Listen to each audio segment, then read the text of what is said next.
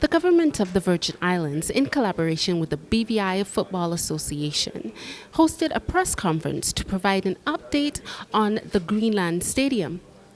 Reporting for the Department of Information and Public Relations and the Premier's Office, I am GIS Information Officer Nadia James Harris. We will now go to the press conference as we hear updates from Junior Minister for Trade, Investment Promotion and Consumer Affairs, Honorable Marlene Penn, and President of the BVI Football Association, Mr. Andy Bickerton. This morning's press conference is to give an update on the activities that has been undertaken with the BVI Football Association and the Premier's Office as it relates to the Greenland Stadium. We started this project about a few years ago on the auspices of improving sporting facilities around the territory as well as developing sports tourism within our community. We subsequently inked a partnership with the BVIFA where we have a public-private partnership where there's some responsibilities under the BVIFA as well as the government. The media, the members of the media has been asking me lately some updates on this project, so I thought it was important for us to come together as a body and give a comprehensive update to ensure that the media and the public is updated in terms of where we are with the project and the next steps as it relates to the project. As you know, the project includes a 6-lane, 400-meter track. It also includes a football pitch as well as a netball and volleyball court. It includes stands and facilities for the BVIFA offices, concession stands, and training facilities for our athletes. It also includes a parking facility and a bypass road that improves the whole traffic situation within the community, which has already reaped some benefits so far. We had recently had a cricket match there where we now have adequate parking for a lot of the other sports activities that are taking place. So we are already seeing the benefits from this project. We know we had a slight hiccup recently. I know Mr. Bickerton will give you a comprehensive update from FIFA's point of view. From the government's point of view, we already met our obligations. We've covered all the guts around the facility. We've installed the bypass road. We did our part as it relates to the parking facility.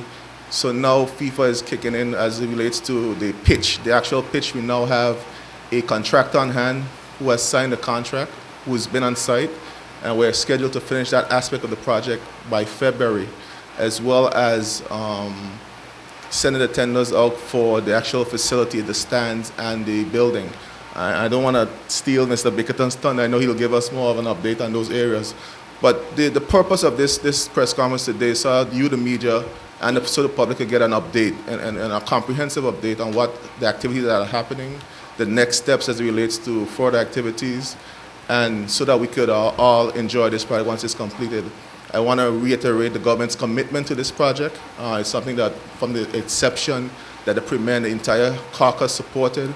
It got the full support of caucus, and it continues to get the full support of caucus because we see this project as an important part of a tourism product, an important part of the development of our young people within our community and the wider territory. We know football is growing as one of the fastest growing sports in the territory. It's evident in the youth league that's being launched tomorrow. I think some 100 and some odd athletes are participating. So it's an exciting time for football in the BVI, and we want to make sure that our people and the territory benefits fully from this project. We look forward to your questions, so I'll take my seat now. Thank you. I now invite the President of the BVI Football Association, Mr. Bickerton, to come to the lectern and deliver his remarks. It is a pleasure for me to be here to bring you up to date with this partnership between the private sector and the public sector, a very important partnership, because we have suffered some delays through no fault of either of the partners. I would say that the partnership is between the British Virgin Islands Football Association and the government, but the actual funding for the project is being provided to the British Virgin Islands Football Association by FIFA, the world body of FIFA. And I think most people will know that FIFA has been through some transitional problems over the last 2 years, and unfortunately this project got caught up in that process. because, as the member said, the project goes back to 2013, 2014.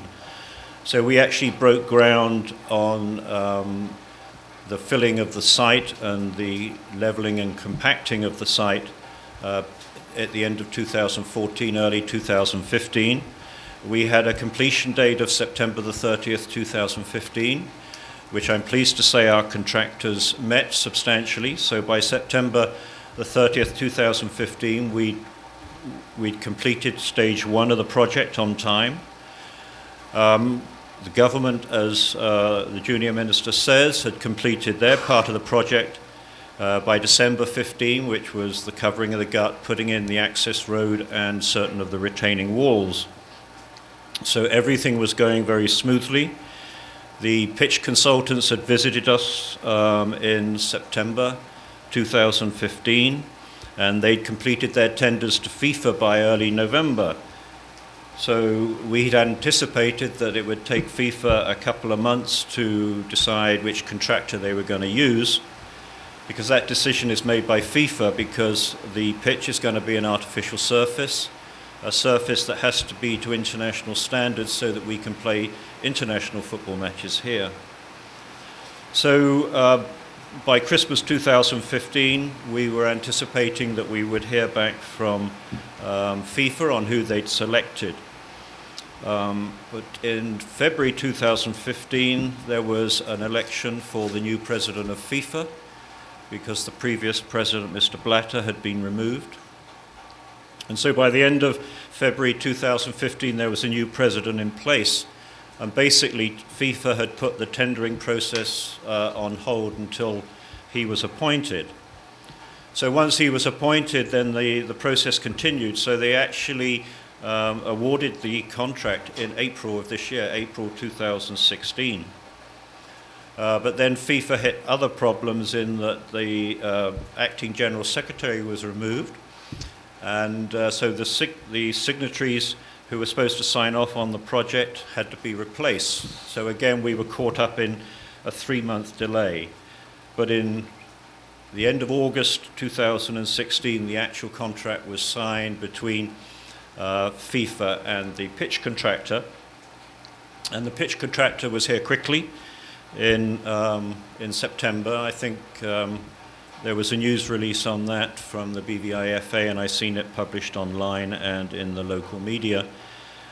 And we were given, we've now been given a schedule from the pitch contractors as to the commencement of the installation of the pitch. So we're looking at that happening in October. We were given a date of the 17th of October, weather permitting. It's actually raining very, very heavily outside right now. But so, assuming we're not delayed by the weather, we can expect to see some action there after the 17th of October.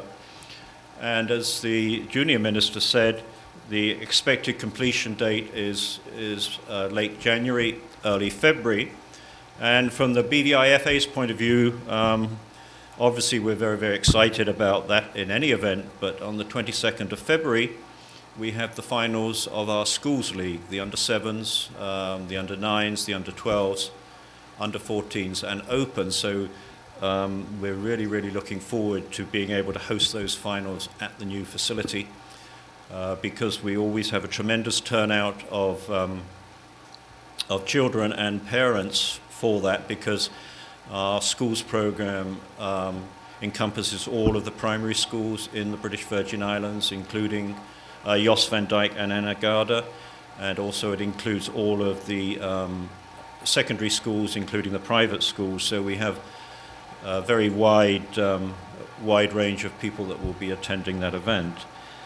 So from our point of view, the BVI FA, obviously very good news for us in that we now have definitive dates, weather permitting, and we can actually start to plan our activities, because in the past we've been using recreational trust facilities, and that obviously means that They're not always available when we would like them to be available, and it means that we have to work with, obviously, the other sports and youth affairs in scheduling our events.